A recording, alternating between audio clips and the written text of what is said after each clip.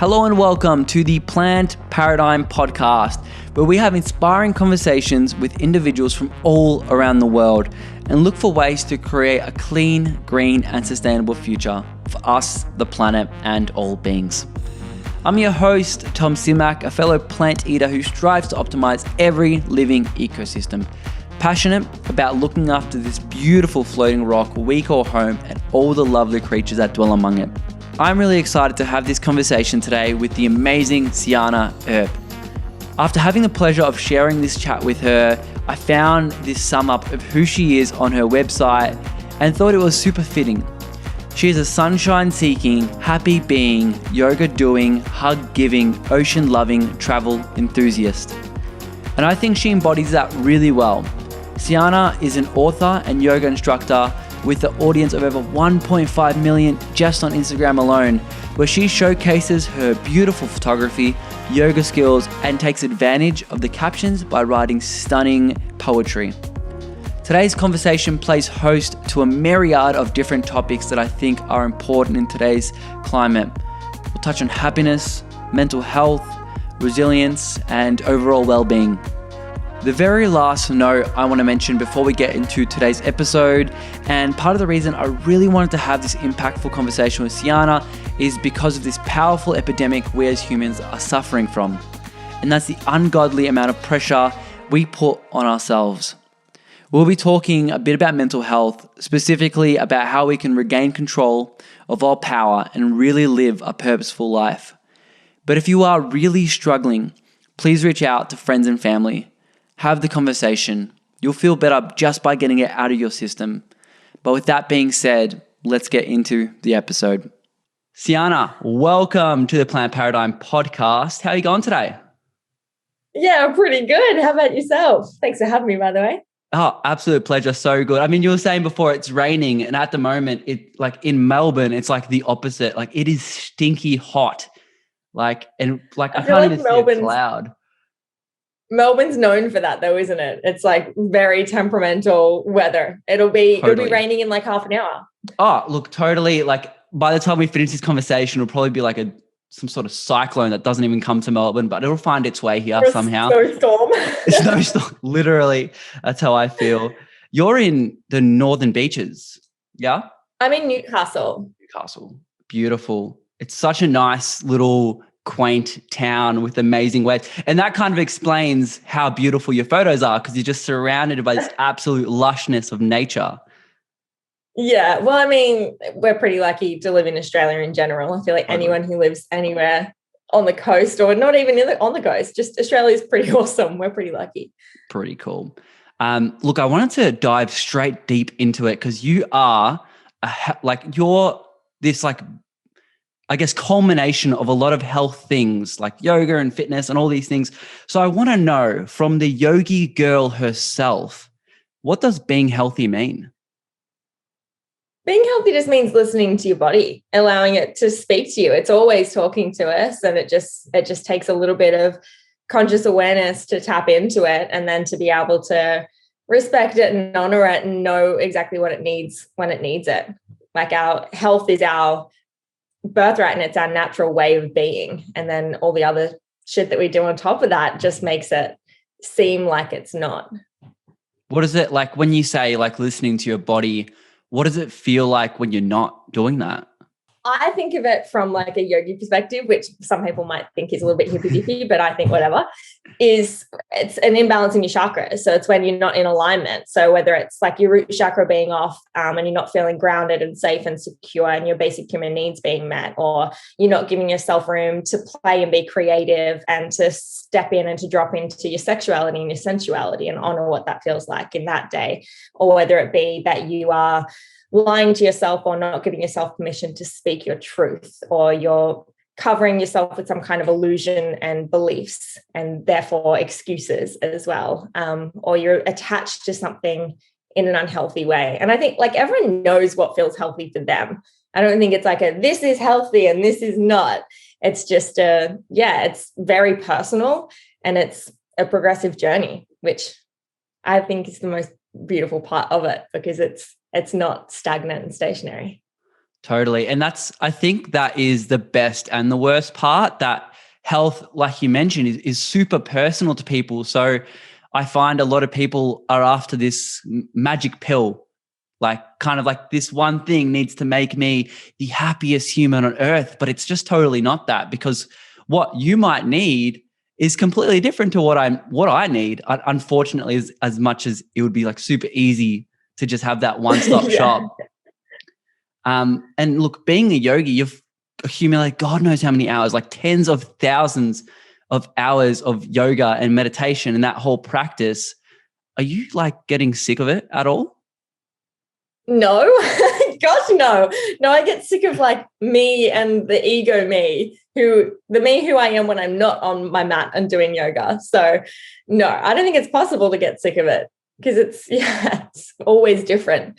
Whether it be like rocking up on your mat for, I don't know, 5 or 10 minute meditation or an hour and a half practice, or just the way that you go about your day is also yoga. Like the way that you speak to yourself, the way that you converse with others and take time to listen to them, the way that you eat with intention and mindfulness. So no, not a chance, never. Yeah, I see where you're coming from. And then like with the lessons you've gotten with yoga, like how have you taken that into like eating and stuff like that you just mentioned? I think it kind of comes with the territory. So when you do your teacher training, you learn a little bit about it, and like about the gunas and the way that what you put into your body obviously affects you on an energetic level, but more so than that, even like a spiritual level, because food, if eaten the right way and the right kinds of food, has a spirit and has energy. It's alive. And if you are what you eat, as they say, you want to be eating things that are vibrant and alive as well, like plants. So you learn a little bit about that. And in traditional yogi philosophy and teachings in India, they eat a sattvic diet, which is pretty much all clean and natural, although they do also eat dairy and ghee over there. What's ghee? Ghee is like animal fat, but it's they use it in a lot of dals and stuff. Really? Look into it. It's got some really interesting nutritional benefits, I suppose, because it's not just like saturated fat as such.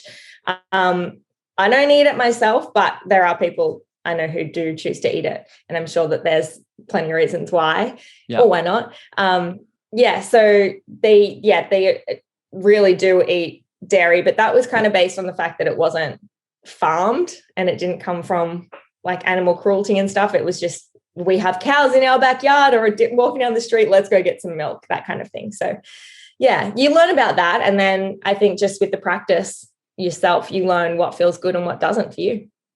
That's awesome. And you mentioned plants, like eating food that is alive. What's like some of your favorite meals?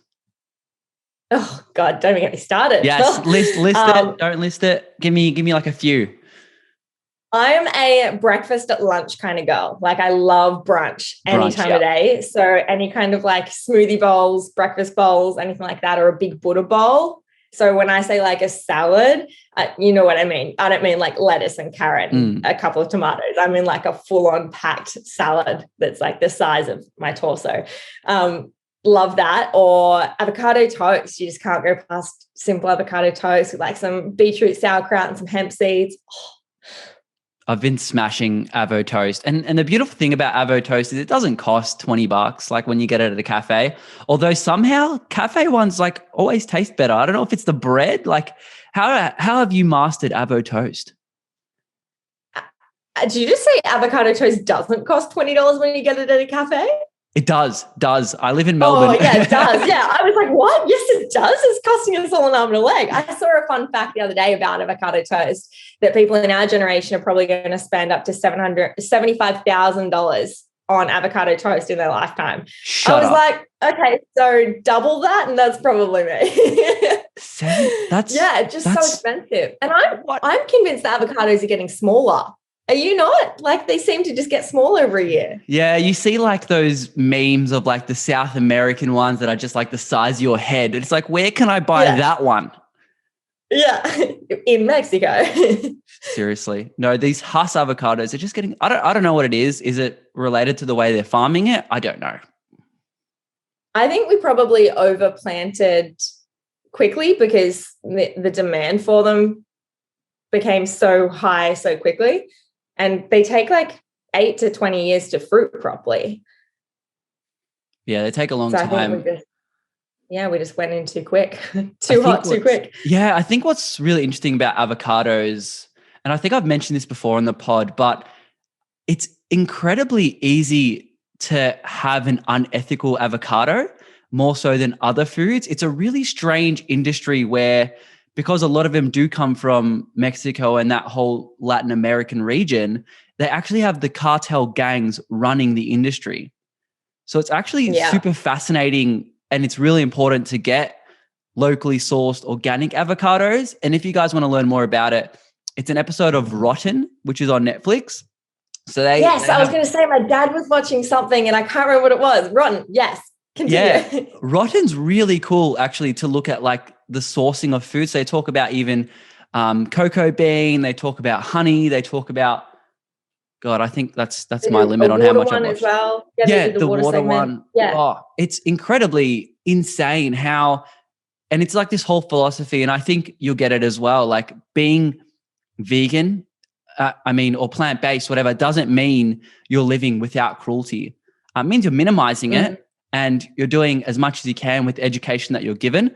Like when do we get taught about these Mexican cartels doing these avocado things? We don't, unless you've got Netflix and you watch Rotten.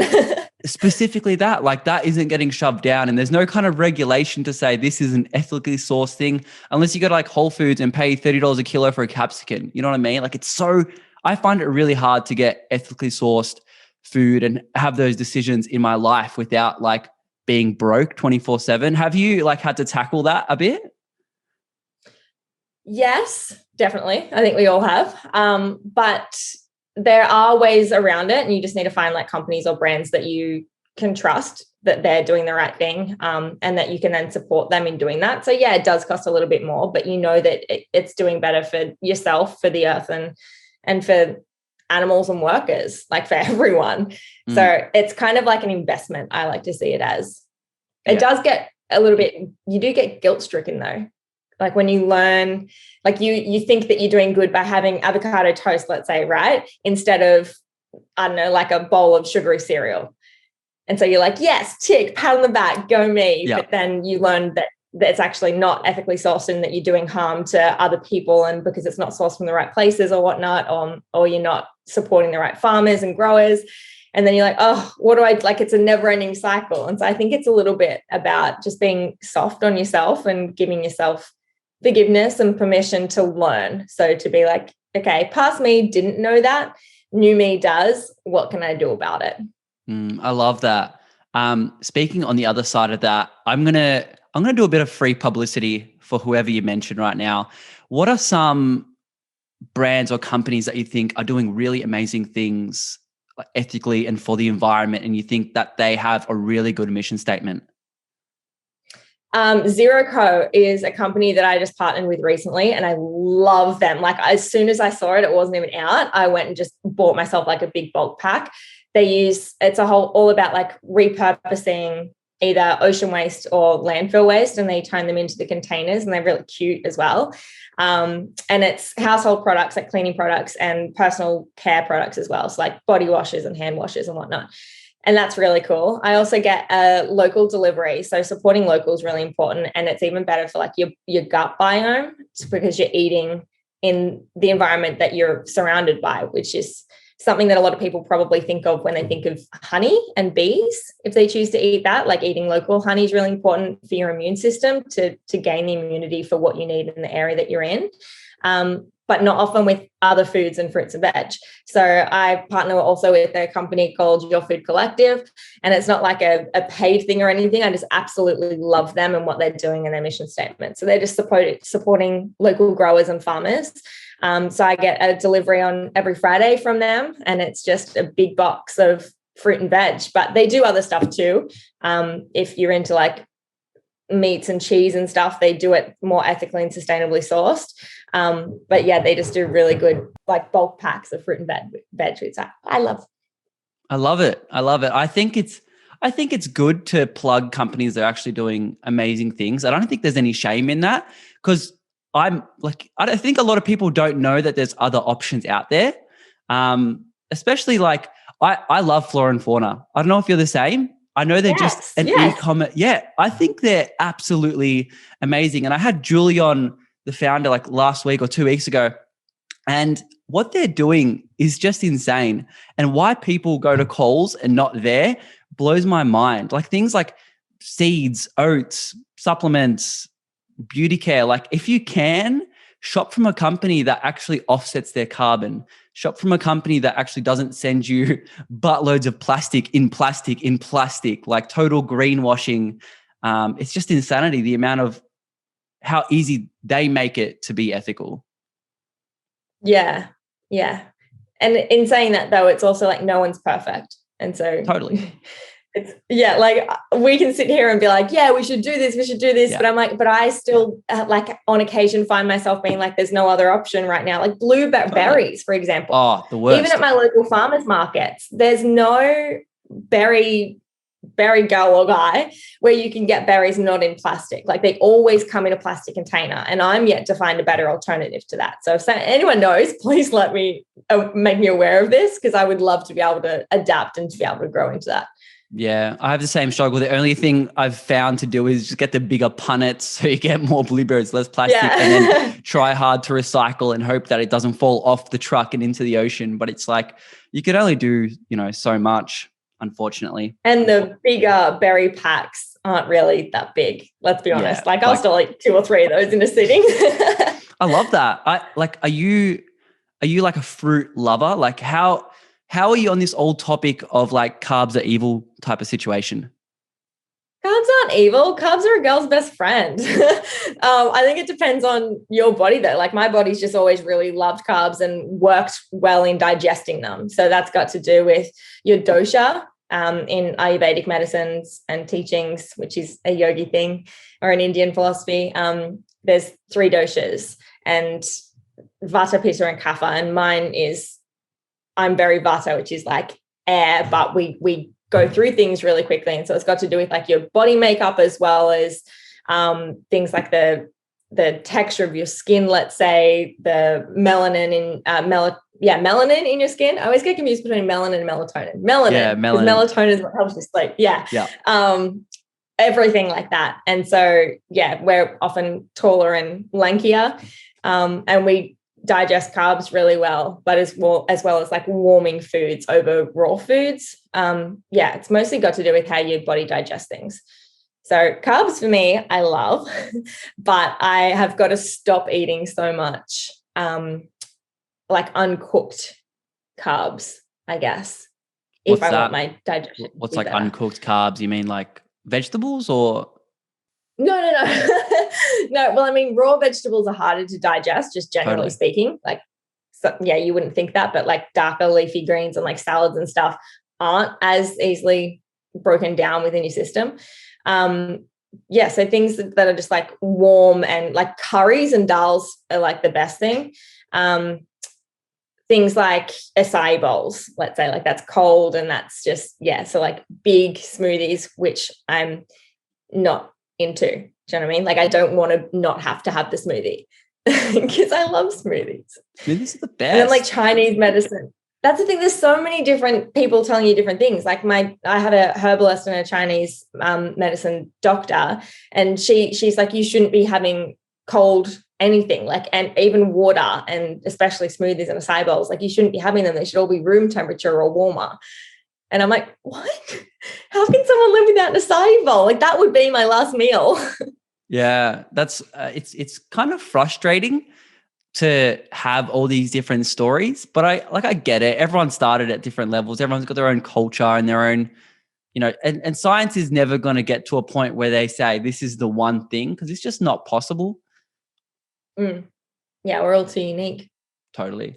Look, when we were talking about yoga before, this is something that you've done for like so many years, and a lot of people, and look, we're in February as we're having this conversation, I would assume that most gym memberships are now going unused. You know, that whole like new year, new me, let's get a gym membership. And then it kind of goes unused. And people who buy a new pair of running shoes, they start running and then they're like, oh crap, I'm a bit over it now after like a month or sometimes even a week, due to different things, might not be their motivation or whatever. You've consistently followed yoga and meditation for years. How do you stay motivated to do that? I don't think you need motivation. Like, it's like when you wake up and you see a sunrise and you think to yourself, this is amazing. It's so beautiful. Why don't I do this every day? And then if you continually do it, it becomes a habit that you don't even have to think of. And you do it because you know how much better it makes you feel. It's the exact same thing. It's like, if I don't do it, I feel wired and chaotic and crazy and my head's just a mess and it's all over the shop. And so it helps me to be able to drop back into my body, connect to my breath and connect to my intentions, I guess, for the day, so that I can be more grounded in everything that I do, including like conversations even. I find that if I don't meditate or at least move my body, it's like a non-negotiable for me. And I say non-negotiable, but I mean it in like there are days when I don't move my body and I notice it. So if I want to be performing at my peak and be able to get things done the way that I want to, then it's a non-negotiable. Totally. I wish it was a non-negotiable every day, but unfortunately I'm human. We all are. Absolutely. So it's a process and a journey, but it's so different every day as well. So yeah, don't get tired of it, and you don't need motivation because it is the motivation, because it makes you feel so darn good. Absolutely. And you talked about intentions. I love intentions. I love gratitude. That is the vibe. How do you set your intentions for your day, your week, your month, or your year? I'm big on journaling, and I think that's more of like a manifestation thing. I like to put things down on paper in general. So even like every day I have a get to do list instead of a to do list. Oh, I love that. Yeah, well, that's the intention behind it, right? So rather than being like, I have to do this or I have to get these things done, you can go into it with like, I get to do these things. And it's more a lighthearted approach, and it makes you be able to enjoy the things on there more so than otherwise. Even work, like, you can just be like, okay, I'm giving myself 50 minutes, 10-minute break, and then another 50 minutes to get X, Y, Z done. Let's see if I can do it. And that's kind of like a little fun challenge. What was the question about intentions? Or how do I set my intentions? Yeah. Journaling's one. Sorry, I just go off everywhere. I love it. This is me after a meditation and moving my body and yoga. Like, you should see me on the days when I'm not. I'm crazy. And hands on heart always really helps me. Just like one hand over your heart space, the other hand on top of that hand. Close down your eyes and take a couple of deep belly breaths. And literally anything that was concerning you before that just goes straight out the window. What are you thinking about? Are you connecting to your breath? Like, what are you doing in that moment? It gives you spaciousness for nothing. I think that's why it's so lovely, because you can kind of take a back seat and be like, okay, I'm just going to, even just for these 3 breaths that I'm about to do, I'm just going to put all of the stress and the shit that was going through my head and ruminating beforehand over here. And I'm just going to be just over here. I can still hover above it and I still know it's there. For some reason, we like to protect the things that hurt us the most, including like stress and anxiety, which is counterintuitive and counterproductive, but we all do it. And it just allows you to be separate from it for a moment. And that gives you a different perspective to then be able to go back and be like, actually, I'm not going to pick that thing up because that thing's not helping me in any way, shape or form, and it's not serving me today. I love it. And look, I agree. You are a little bit crazy. For those who haven't noticed, you're super bubbly, and I've watched your videos and you're just like a bit of a bundle of energy. And I want to know, is that the result of like 3 coffees, or is that the result of training to be who you are now? Like, how do you do that and not get off this Zoom call and just want to crawl up in a ball to recover for hours? You know what I mean? Well, firstly, I'm an introvert, surprisingly. So I do sometimes just crawl up in a ball for a couple of hours, but it doesn't matter whether I'm in a ball or doing stuff on my own. As long as I'm, in my own little space, it's okay. And I know that all my other introvert friends out there will understand that. They'll be like, yes, amen, sister. What was the first question again? How do you get the energy that you have? Oh, yeah, it's not from coffee. I don't drink coffee. I want kind of to. thought that. As soon as I started speaking to you, I'm like, I bet she doesn't even drink coffee, because it's weird. The people who have the most energy don't get on the bean. On the bean, I love that. One of my friends, I probably shouldn't say that, but I'm not going to tell you who. One of my friends wanted to start a company years and years ago. He hasn't done it, so I feel like it's okay to share. A coffee company or a cafe called Flick the Bean, and then you can have like a frequent flickers card. Yeah. How good's that? Yeah. No one steal it. It's my friend's idea. Yeah, I don't drink coffee. I want to, though. I really I love the smell of it. And I love walking past a coffee store and being like, oh, it smells so good. And I don't know, it seems glamorous almost to be like, hey, let's go for like a cup, like a cuppa. And if you'd be like, yeah, I'll have a tea, which is what I normally do, it's not as cool. So I have been trying to drink it lately. But yeah, Morley, I just go for like chai lattes. They have a little bit of caffeine from like the chai. A black tea. Yeah. I love it. But yeah. No, I don't know what my energy's from. Normally the sunshine, but it's cloudy today. So good conversations, good people. Who knows? I love it. How did you actually originally get into yoga to get you to where you are now? Like, what was that moment like where you're like, I love this. I want to continue doing this? It was a little bit of that. It more so came from a masculine energy though, or intention, as in like I had been through depression and anxiety in my mid to late teens. So I had a couple of suicide attempts and ended up in psychiatric hospitals for a while, sometimes inpatient stays at specialist hospitals and other times just struggling in general. And so I saw a bunch of psychiatrists and psychologists and whatnot, and nothing really seemed to help because I didn't want to heal. And then the one thing that has always helped me in pretty much anything is connecting to my body and moving my body. So growing up, we were always insanely active, my whole family, my brothers too. And I'd stopped that through depression and I found that I missed it. So I was like, okay, I'm just going to start running. And then I got really tight, as you do when you run. So I was like, okay, I'm going to start stretching. So I started stretching and it reminded me of my gymnastics days when I was much younger. I did gymnastics from like 6 till 12 and then American style cheerleading from 12 till 18. And I was like, whoa, I missed this. Like it feels so, so good. It's like a juicy full body hug and it's like somewhat painful, but like a good pain. So you can kind of justify it. And I was like, okay, I'm studying photojournalism at the moment. Instagram had just come out. So it wasn't Instagram like it is now. It was like people were all just private accounts and there was that explore page rather than the popular page rather than the explore page where like everyone saw the same things. And there was like a weird formula then in Instagram, which was kind of fun when you knew how to play it.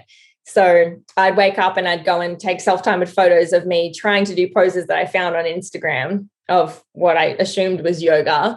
And they just so happened to be similar to gymnastics things. And some I could do, some I couldn't. So I would try to keep doing the ones that I couldn't. And the ones that I could do, I would take photos of and post those. And so that's kind of how yoga started and social media in one.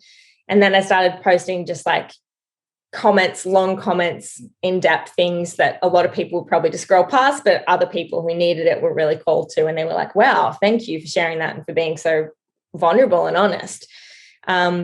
And so then I kind of got known as a yogi when in reality I didn't know what the hell I was doing. So I was like, okay, I'll go get certified. So I went and got certified and I didn't feel like I was an imposter anymore and like I was bullshitting everyone. Started teaching just at my local studio and then started doing international retreats and events and everything like that. So that's kind of how it started and to where we are today. Awesome. I love that story. You touched on mindset a little bit and that can get really deep for a lot of people, obviously including yourself. And a lot of the time I found in my personal experience and talking to friends and family, a lot of it can be pressures that are and vices that are potentially self-inflicted. How do you find that you now deal with pressure of anything? Like obviously if we look at the term vegan, you have the pressure of I've got to do everything I can to stop animals from pain and climate change. And you have all these expectations and pressures on yourself. How do you deal with that in a way that is, I guess, helpful? So many different ways to answer this. In one way, I almost don't, because, you know, we all mess up all the time and get overwhelmed a lot more than we do otherwise. But I think it comes down to, like you said, expectations. And expectations to me are the root of all heartache and the root of all pain. And so knowing within yourself what you stand for and knowing that you're doing the right thing for you and honoring your truth in that moment, understanding that that can then shift and evolve and change, and it will, as we all do, and grow and progress, then it doesn't really matter what anyone else thinks. So I think there's a big difference whether the pressure that you're feeling or the expectation to meet a certain standard or lifestyle or whatnot, whether it comes from you and what you want to define yourself as. And then if that's the case, why? Like, why do you feel like you need to attach to those things so much? Does it then move into the wanting to please other people? And again, if so, why? Like, what's the intention behind that? What do you feel like you're lacking within yourself to feel that you need someone externally to validate you? I was wondering, like, going through that, you were talking about expectations. Have you ever been, like, obviously given that, you know, you've got the, I guess, the following clique and you've got all that, have you ever felt some sort of like dehumanization because of the expectations that other people have on you are just not who you are? Like, for example, I was watching YouTube videos, as you do, and I was looking at the comments, and there was this one girl who, and no judgment to her, she literally said, and I quote, "OMG, I literally want to be like you." And, you know, for one, I'm glad that she's looking up to someone who's as positive and insightful as you. But on the other hand, now you, I guess, have this choice of, hey, I really appreciate that, but now you've taken on this, you can potentially take on this burden of, this person will 100% be disappointed because she can never, ever be me because I'm me and she's her. Do you ever find that you're dealing with this burden of like social media expectations? Yes and no. Mostly no, except when it comes to things like what you just said. So I don't feel on it, like, I don't put myself on a pedestal. I don't think anyone or most people who do social media, we're all just like real humans. It's not like we're Kardashians and completely separate from reality as such, and not that they're separate from reality. You know what I mean? Like, they live a very different lifestyle to what you and I would kind of live. So I don't have that kind of expectation on myself or put on me. But I guess it does sometimes create a bit of separateness, like you said, like an illusion of separateness. So to other people, like this young girl, you said, I don't like that. And it does make me wish that it was different or that I could change it. But when you sit with anything for even just a little while, you realize that it's not actually yours to change. Like, that's her journey at the moment. And all I can do is show up as my best self. I'm not saying, hey, you should do this, you should be like me. It's like, hey, here's what I'm doing, here's my journey. And it's up to other people to then take from that what will help them to evolve into their highest self as well. So it's just about supporting everyone in any way you can, but in understanding that you can't at the same time. So yeah, I think just being a good human is just what it comes down to, because then you're going to take everyone's problems and like stresses onto your shoulders, and that's not healthy either. No, really beautifully put. You know, amongst all the different posts and, you know, all the things you do, I guess this can get a little bit convoluted and really hard to understand. So I wanted to hear it from you yourself. What's like your mission statement or values, or the reason that you post on social media? You know, like, you could just chill in bed all day, not put up Instagram story, not do all of this. Like, why are you actually posting things to the world? That's a really good question. I think everyone should ask themselves that daily, like before they do anything, especially on social media. Be like, what is my intention behind this? What am I wanting from it? Is it validation? Is it creativity? Is it like a place to vent? Is it just, is it a habit? What is it? Is it a way to pass the time? For me personally, it changes a lot, as it would for anyone. And sometimes the answer is different, but majority of the time it's from a place of self-expression. And it's social media, contrary to belief, for me has been a really helpful and healing place along my personal journey. And I found it to be, sure, there's like some people who are a little bit more negative, but overall I found it to be really supportive, and a really helpful community, and a safe place almost, even though it is vulnerable. It feels safe for me to be able to open up and be like, hey, I'm human. Here's my flaws. Here's what I'm going through. Help me. Yeah. Does that answer your question? It doesn't have a specific answer. Anything you say is correct. How do you then, so you talked about vulnerability and flaws, and I think for a lot of people, it's extremely difficult to be vulnerable. I can only speak as a guy. It's extremely hard to share feelings because of this stigma that we're battling against. And I'm sure there's lots of different facets to being a female and being vulnerable, and also beyond gender, it's just being a human, and sharing vulnerability. How did you tackle that like wall of, I'm not going to be a facade? Because it's really easy. Like, I'm sure, like, you're in the industry, there's lots of fake people on there, you know what I mean? Buying the likes and the followers and all this stuff. How do you be real and want to be real beyond all that? I've never been attracted to any of that, to be honest. Like, I never got into watching reality TV intentionally, I guess, because like I didn't even have a TV. I now at the family home and they have a TV, but I don't watch it. Like, sure, I sit on Netflix and stuff, but I try to watch either informative like documentaries or good old Disney, because that's always Love got it. the cutest messages behind it. Totally. Like, Soul is so beautiful. Soul and Inside Out. They're wonderful. Sidetrack of the century. Can't remember what you said again before that. I just go, now I'm just thinking How of do you deal Moana. How do you deal with the, I guess, not following a facade on social media when it's so easy to do that? And how do you develop your mindset in a way that actually lets you be vulnerable both on and offline?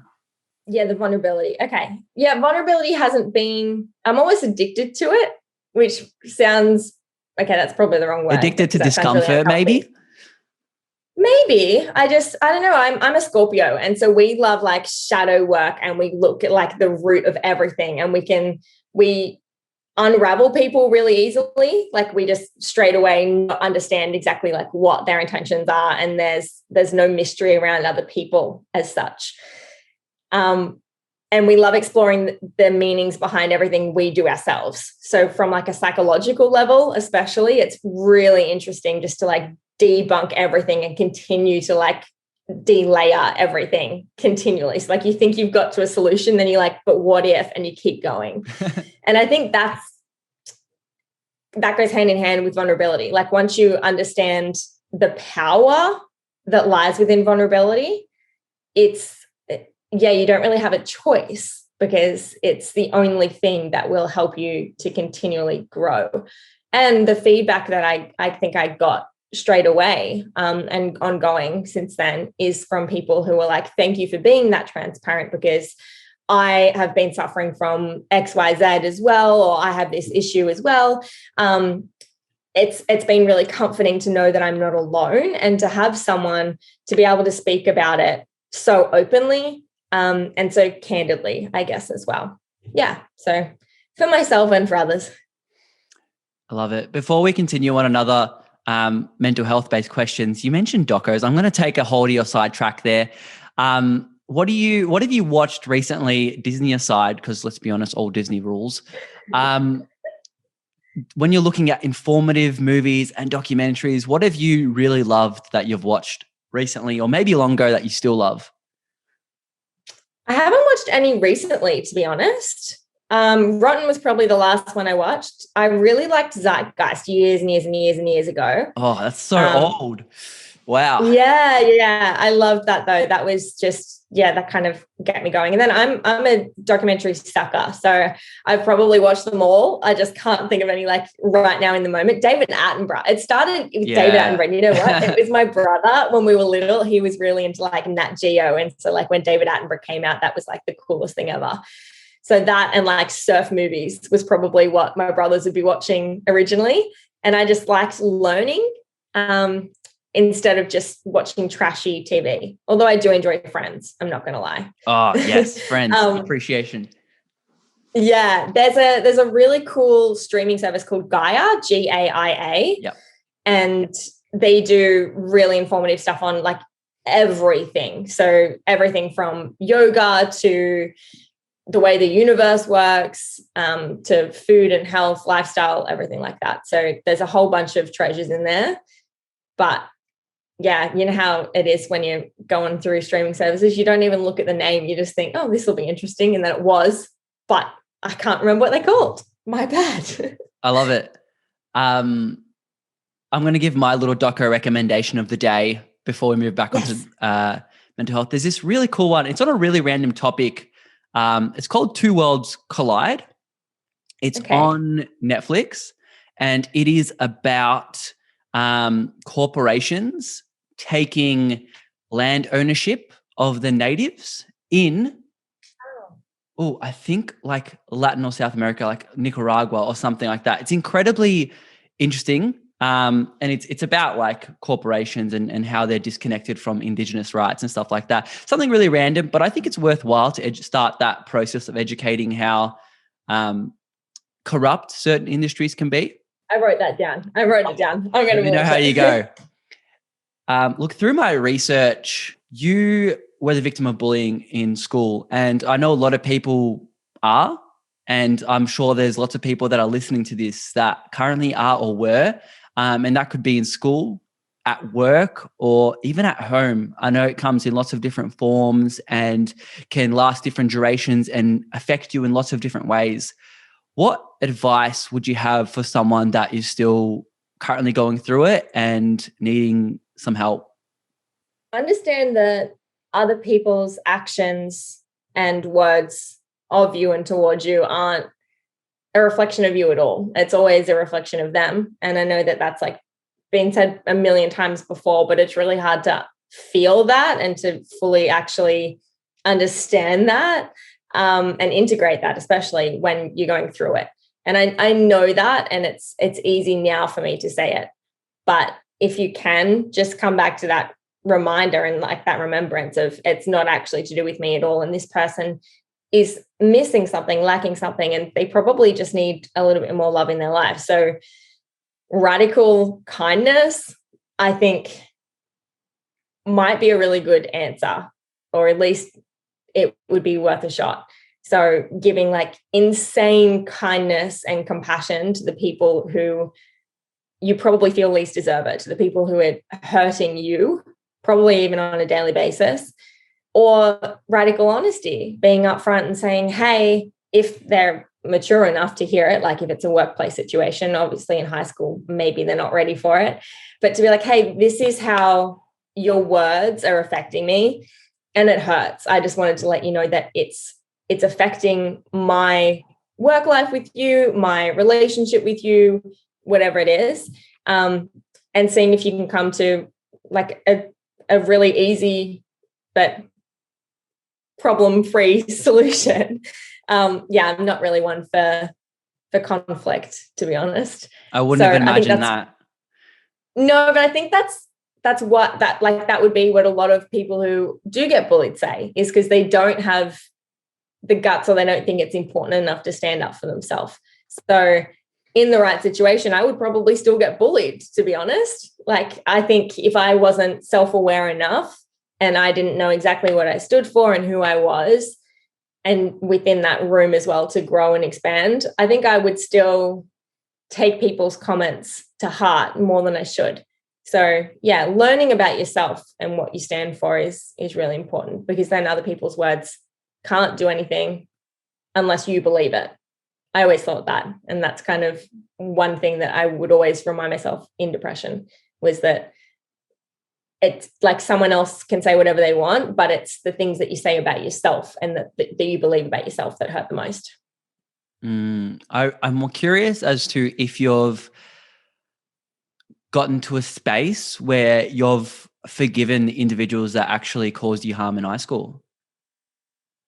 Yeah, for sure. 150 million percent. How did you do that? Years and years ago, just like I said, it was never their issue with me. it was also my friends who were bullying me, which kind of doesn't really make sense to a lot of people, but to a lot of girls, it probably does. It's like a power, ego, hormone thing probably in high school.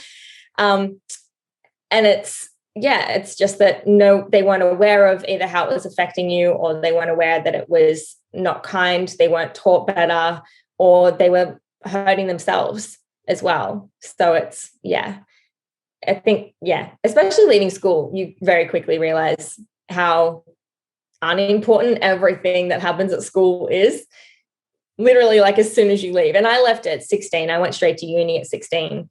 And so I kind of very quickly separated myself from all of the high school drama and whatnot that was occurring there. And then being around people who were a little bit more mature and had other stuff in their life going on other than who was kissing who and who was friends with who and who wasn't, you learn that it just doesn't matter. And it's really easy to let it go when you're so separate from it. I love it. And that's really beautifully said. And speaking of beautifully said, you recently released a poetry book. How did you initially get into writing poetry? Good question. It started 7 years ago, actually, when I used writing as a means of catharsis and self-soothing and a way to vent out all of my feelings. And like I said, with the transparency and the vulnerability thing, I would like write things on my phone after work or uni. I'd get home and just sit in my car for hours and I'd hit flow mode. So I wouldn't realize that I was there for hours. And then I'd look up at the time and I'd be like, oh, it's like 2:00. What? 2:00 in the morning. That's not good. Off to bed. So I would just write down everything that I wanted. And then I shared a lot of them on social media as well. And so right from the get-go, I found that it was helpful to me to be able to like not only get it down on paper, but then to literally like send it out into the universe and be like, whoever needs to hear this will hear it. If no one reads it, who cares? Like, it's not about that. Initially it was about me just getting rid of it from my being and my system.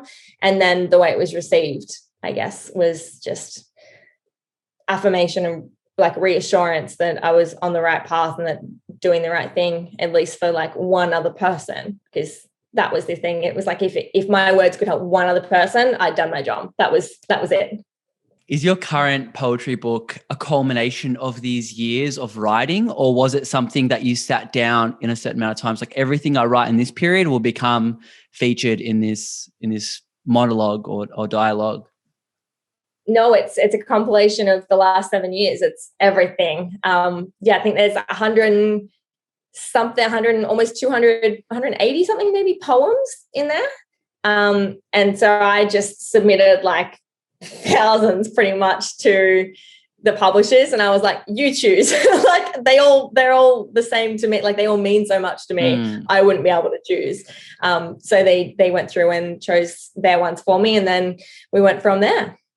That's awesome. Is it possible for you to bless us with some poetry right now? Oh yeah. Be right back. I'll grab the book. I love it. What does it look like? Oh, that is thick. It's beautiful. So it's 328 pages. It's hardcover. And it's really like, it's like a matte finish. So it's kind of like coastal vibe. Nice. I like a perfect coffee table. It looks like your Instagram page, almost like the colors and the brightness. Yeah. Well, yeah, the whole way through it, there's just pictures exactly like what would be on my Instagram, I guess, but not in square format. Oh, nice. And a whole bunch have writing on top of them, and I can't even, that was my dog. I can't even flick through properly. I love some show and tell. I can definitely share it. Yeah, exactly. Do you want me to just like flick through a page, or do you want me to do what I normally do and like close my eyes and open up to a page? You know what? I'm going to say, let's close your eyes and open up to a page. I think that's more your vibe. Yes. I like to set an intention. So I'll close my eyes, take a couple of breaths.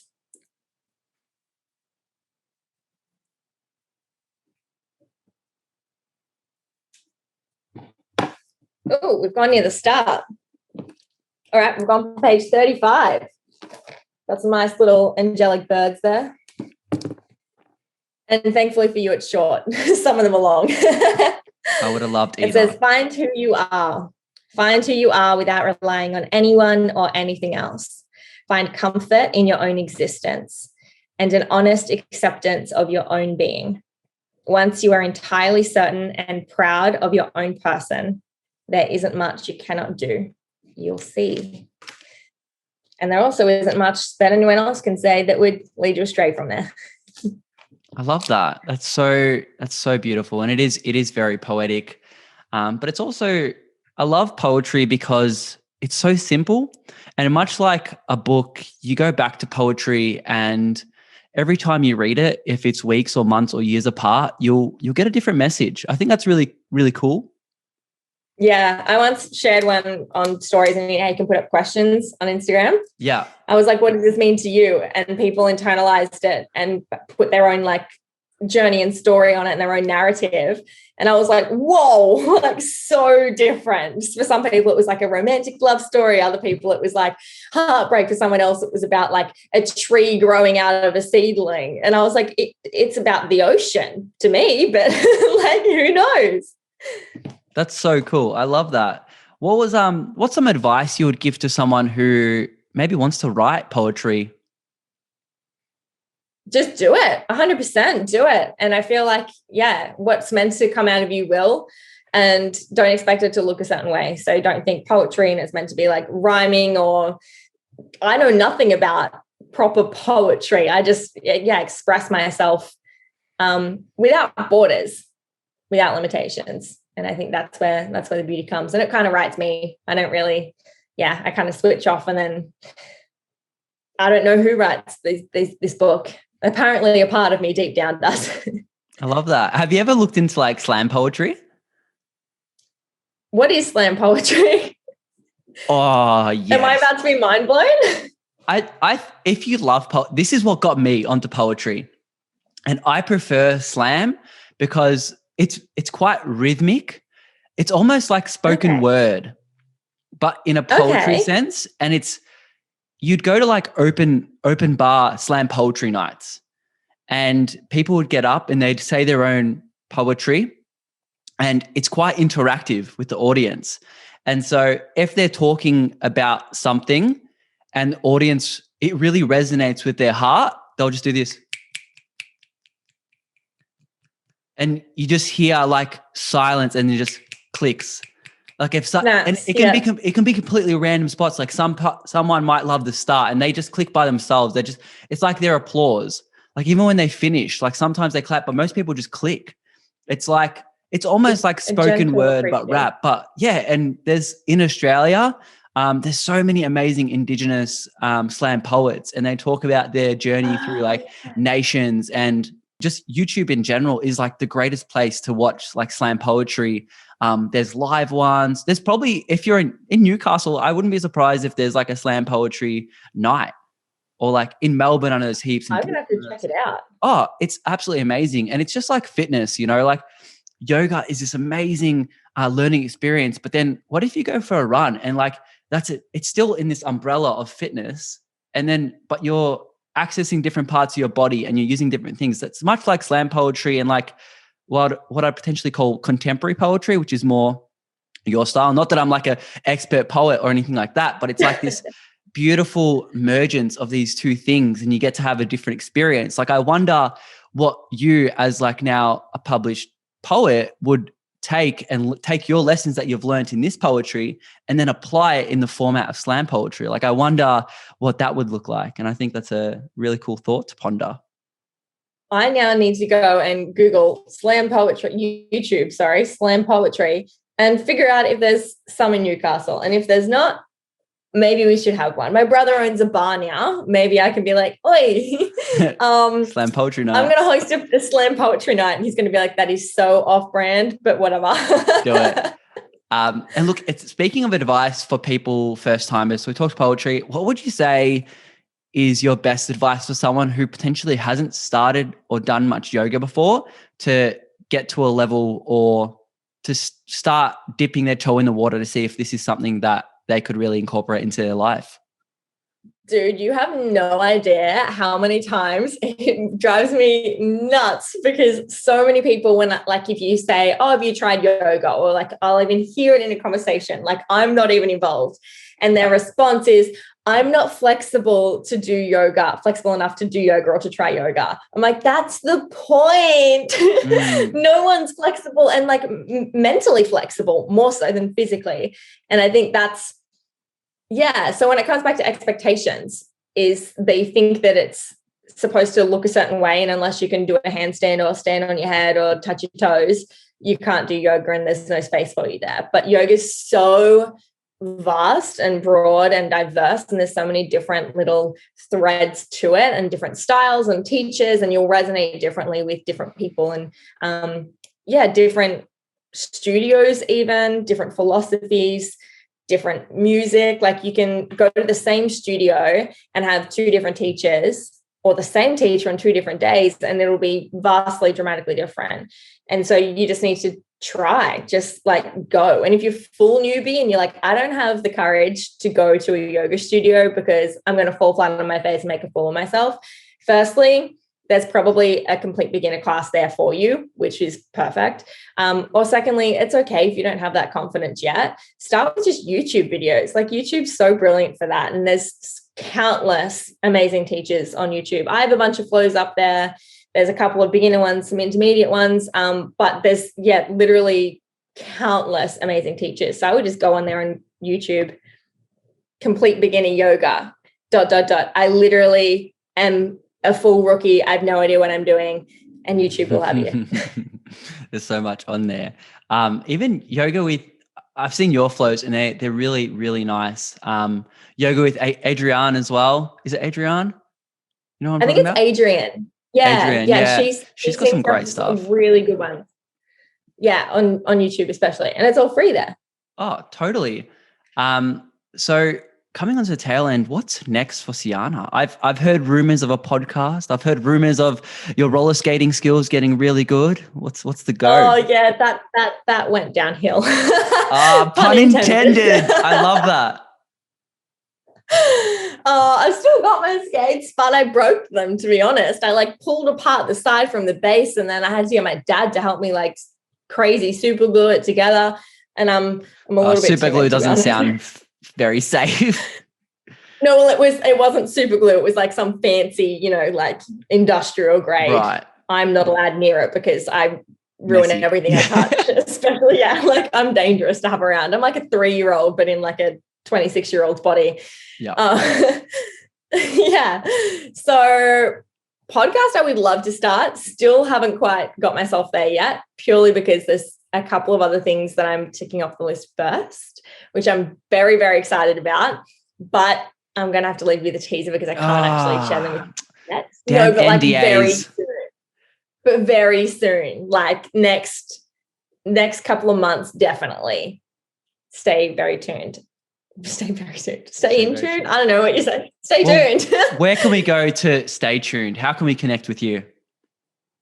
On Instagram, Sjana Elise, SJANAELISE. Yeah, my mum gave me a really hard name to spell and to pronounce because I don't know why. It doesn't even mean anything, literally. YouTube as well, same thing, Sjana Elise, or wherever floats your boat, really. Just type it in, how the internet works. You can type something in and you get 25 answers for that, 2,500 answers for that, and 2,500 answers for something completely irrelevant that's also entertaining. I love it. And look, finishing on the tail end, it's been an absolute pleasure having you on.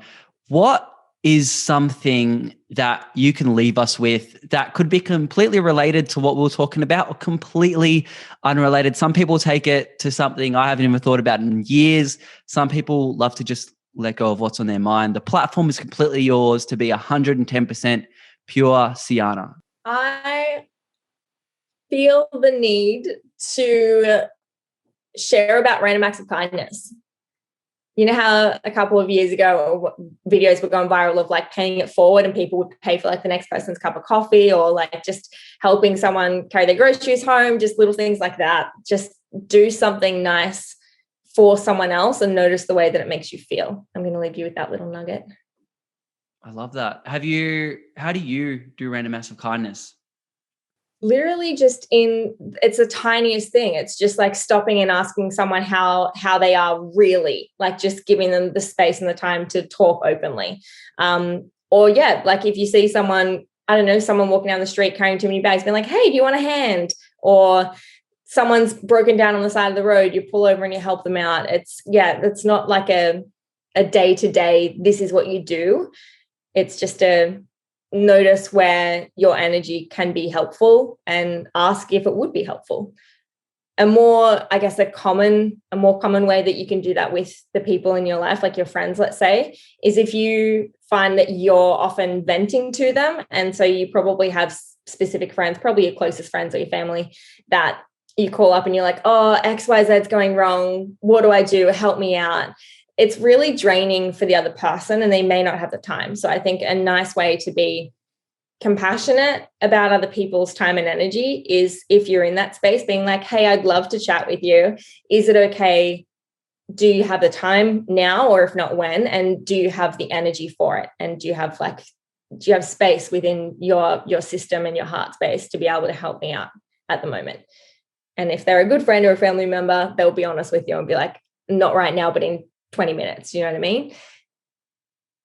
Yes, I love all of that. Look, finishing up, I want to say on behalf of myself and the Plant Paradigm community, thank you so much for sparing time out of your day to bless us with your wisdom and your smile and your amazing words of encouragement surrounding all these insanely sometimes convoluted and difficult topics, but also simple at the same time. So thank you so much for being a light in so many people's lives through social media, on and even offline through day-to-day, because you clearly a beautiful soul. So thank you so much for being someone who can bring light and awareness to people who potentially need it a lot. So I'll finish up with a thank you. My cheeks, you're making me blush.